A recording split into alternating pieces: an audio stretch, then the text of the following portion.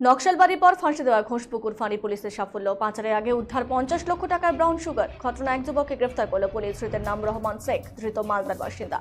শুক্রবার গোপন সূত্রে খবরের ভিত্তিতে ফাঁসি দেওয়া ব্লকের ঘোষপুকুরে অভিযান চালায় ঘোষপুকুর ফাঁড়ির পুলিশ। এরপর সেখানে এক যুবককে আটক করে পুলিশ।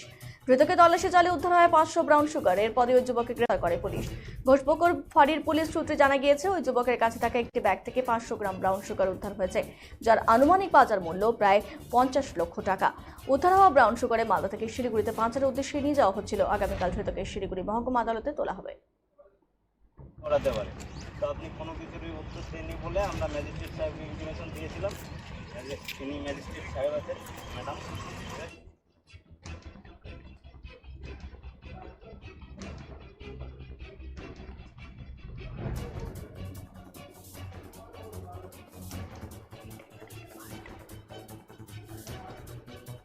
এখন পর্যন্ত কি ধরা হয়েছে কি বলবেন? দেখলেন তো আপনারা তো ছবি করলেন। ব্রাউন সুগার করা হয়েছে। কতখানি রয়েছে স্যার? অ্যাপ্রক্স 500 গ্রামের। অ্যারেস্ট রয়েছে কিছু? কজন অ্যারেস্ট রয়েছে স্যার? আমরা যার কাছ থেকে পেয়েছি একজনই অ্যারেস্ট হয়েছে। তো দেখা যাচ্ছে যে আজকে কিন্তু 3টা থানাতেই কিন্তু মাদকদ্রব্য উদ্ধার হলো। কি বলবেন, সেখানে একটা বড় সাফল্য পুলিশের?